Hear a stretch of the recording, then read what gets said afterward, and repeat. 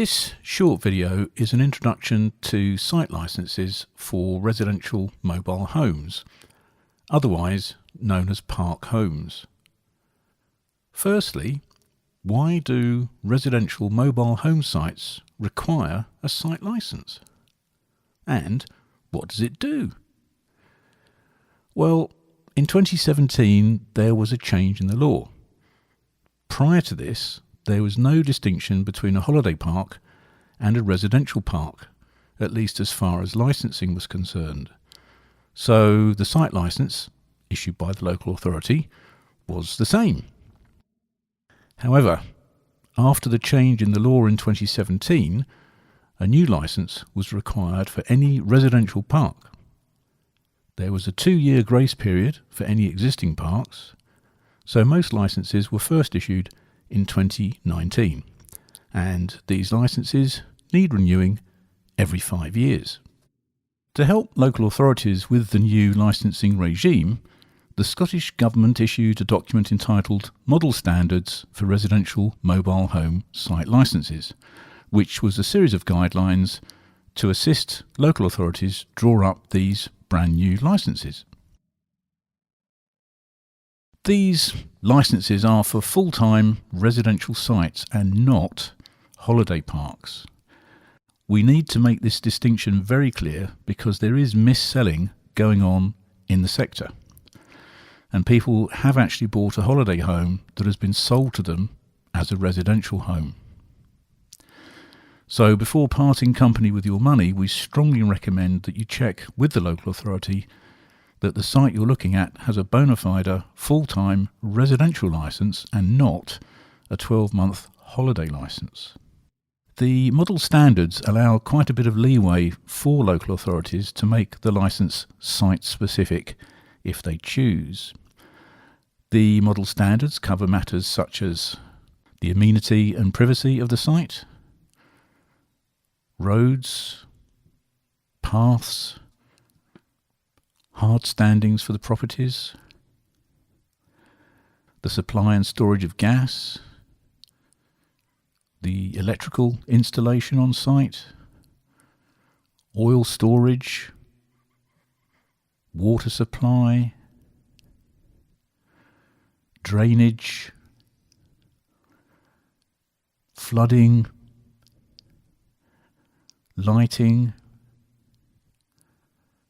domestic waste, any site information and notices,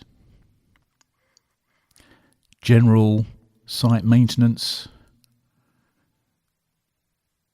and even car parking. It's the local authority's responsibility to monitor and enforce the licence, as they would do with other licences that they issue, such as alcohol licences, taxi licences, licences for nail bars and so on. However, as a local authority may only have 1 or 2 sites under their jurisdiction, plus the fact that licences are only issued once every 5 years, they haven't necessarily had the resources to investigate the licensing regime and to understand it fully. That's one of the reasons we at ScotPRA are working with the Scottish Government and local authorities to help develop their knowledge.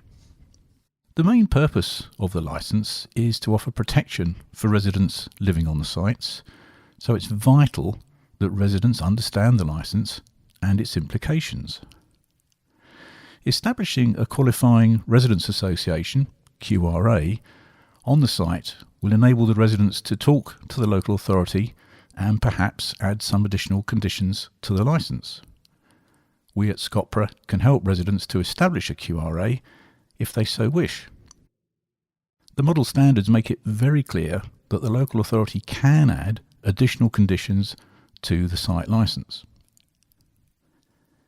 And the final page is simply a glossary of terms. Another key part of the issuing of the licence is the Fit and Proper Person test, known as the FPP. The applicant must pass the FPP in order for the licence to be issued. If the applicant is not an individual, i.e. a company, the test is applied to the person who holds the most senior position. The test should also be applied to any person appointed by the applicant to manage the site. This is very similar to FPP tests for landlord registration and houses of multiple occupation. The factors in making the decision are any conviction of any offences. Has the applicant broken the law in relation to caravans, housing and tenants? Has there been any breach of a written agreement under the Mobile Homes Act of 1983? This applies to the written statement, really. Has the applicant broken the rules that apply to any charges and reselling of things like gas, electricity and water? Has the applicant breached any existing site licence conditions? And has the applicant engaged in any antisocial behaviour? On that note, any antisocial behaviour should be reported to the police and the local authority, so at least there's an audit trail, maybe an incident number, for future reference. In summary then, the site licence should be fully understood by the residents of park homes as it affects the running and management of their site, and in conjunction with the local authority should assist them in better management of the site. All of this does, of course, rely on the local authority enforcing the legislation. Thank you very much for watching. We hope it's been of interest to you, and please contact us at ScotPRA if you have any additional questions.